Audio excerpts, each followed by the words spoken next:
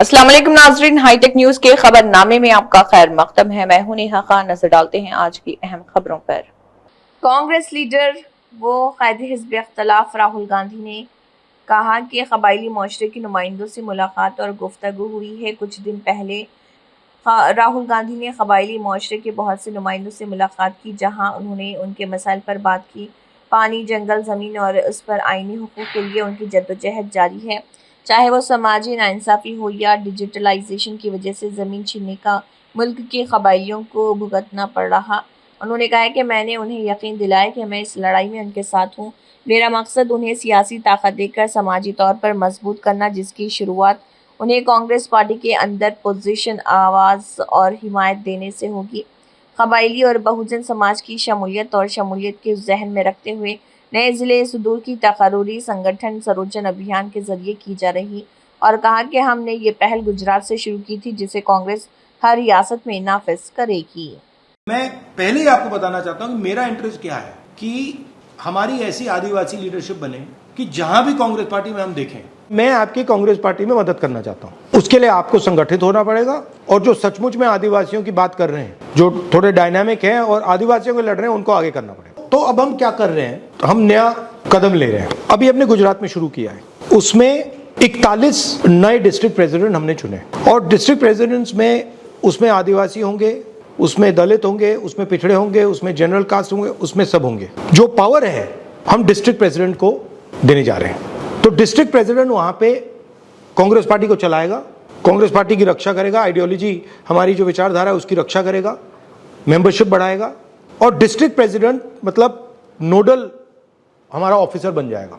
और हम ये 700 हिंदुस्तान के हर डिस्ट्रिक्ट में कर रहे हैं। क्योंकि एक प्रॉब्लम आती है, जब अहमदाबाद से डिसीजन लिया जाता है या दिल्ली से लिया जाता है, तो बनासकांठा का मतलब उसमें कुछ होता ही नहीं है। तो हम चाह रहे हैं कि बनासकांठा से डिसीजन लिया जाए, भरूच से डिसीजन लिया जाए, अहमदाबाद से डिसीजन लिया जाए, और वहां पे हम एक डिस्ट्रिक्ट प्रेसिडेंट और उसकी कमेटी को मजबूत करेंगे, उसको फाइनेंशियल सपोर्ट देंगे, उसकी प्रोटेक्शन करेंगे, उसके माध्यम से पार्टी को खड़ा करेंगे। तो ये हमारा एक लेवल का वो प्लान है।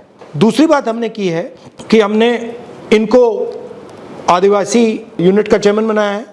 अगर आदिवासी जिला है तो इनका जो संगठन है उससे भी टिकट के बारे में पूछा जाएगा। ये नहीं कि भैया आप आदिवासी संगठन हो, आप उधर दौड़ रहे हो, और टिकट का टाइम जब आएगा, पंचायत का टाइम जब आएगा, जिला परिषद का टाइम आएगा, आपका कुछ लेना देना नहीं। तो ये हम स्ट्रक्चर बना रहे हैं, इसमें टाइम लगेगा, बट हम चाहते हैं कि हर स्टेट में अगर हम देखें तो 10-15 डायनामिक आदिवासी नेता हमें दिखे, जो आदिवासी खुश नहीं है, बिकॉज उसके पास जो उसकी प्रोग्रेस होनी चाहिए थी, जो उसका विकास होना चाहिए, उसको नहीं मिला। तो अगर आप उससे कहोगे यार देखो हमने ये किया क्या, वो कहेगा हाँ यार वो तो सब ठीक है, मगर मेरी हालत देख जी। तो हमें फ्यूचर की बात करनी है, हमें कहना है कि देखो भैया हम आपके लिए ये और ये करने जा रहे हैं। अब आप बोलिए। सर आपने सब कुछ ही बोल दिया, जो बोलना है, जो हम बताना चाहते थे सब कुछ बोल दिया। जब से डिजिटलाइजेशन हुआ है लैंड का, सबसे ज़्यादा मार अगर किसी ने खाया है तो वो ट्राइबल्स ने खाया। सर इतने गलत तरीके से क्यों सर आई टेल यू, इतने गलत तरीके से लैंड डिजिटलाइजेशन हुआ है कि गलत लोगों का नाम चढ़ा दिया गया है। सर किसी का अगर 5 एकड़ जमीन था उसको 0 कर दिया गया है, ओनरशिप बदल दिया गया है। सर बस बेसिकली चोरी कर दी है। एब्सोल्युटली। तो इसको ठीक कैसे किया जाएगा सर? क्योंकि लैंड डिजिटलाइज्ड हुआ है सर। अब आपको अगर चेंज करना है तो आपको डिजिटली चेंज करना है सर। लोग अपना ओरिजिनल हार्ड कॉपी डॉक्यूमेंट्स लेके घूम रहे हैं, उसका कोई मान्यता नहीं है। डिजिटल डॉक्यूमेंट्स को ही मान्यता है। तो मतलब जो इनकरेक्ट डॉक्यूमेंट है उसको मान्यता मिल गई। जी सर। लीगली अगर कोर्ट भी जा रहे हैं आदिवासी, तो सर उनको कितना अंडरस्टैंडिंग है लीगल चीज़ों का। केस को जानबूझ के पेंडिंग रखा जाता है, आदिवासी फॉलो अप नहीं कर पाता है। सर उसके पास मोबाइल है, स्मार्टफोन तो है नहीं, छोटा फ़ोन किसी के पास वो भी नहीं, वो डेट तक नहीं फॉलो अप कर पाता है। अचानक से कोई नया ओनर इरप्ट हो जाता है लैंड का और कोर्ट का जजमेंट दे दिया जाता है, ओनरशिप को कंटेस्ट भी नहीं किया जा रहा है सर। ट्राइबल्स के लिए अलग से एक लीगल काउंसिल बनाया जाए जो कि ट्राइबल के लैंड इश्यूज़ को कंटेस्ट करे, आर्ग्यू करे। सर आज आप भी जानते हैं कि कोर्ट में कौन बैठे हुए हैं सर, और कौन हमारा भला चाहता है। So that is a major issue sir वहाँ पे, क्योंकि लैंड है। ये क्या किए हैं कि इसमें मेजर जो फॉरेस्ट राइट्स एक्ट का जो अधिनियम है, जिसमें वन अधिकार का जो कमेटी बनना है, जिसमें 101% ट्राइबल्स रहेंगे सर, एक भी जगह नहीं बनाए हैं सर, ना उसको पावर है सर कि वो डिसीजन करेगा, और अगर वो डिसीजन कर गया तो कलेक्टर को भी पावर नहीं है कि वो उसको इग्नोर करे, पर उसको डीपली कहीं नहीं बताए।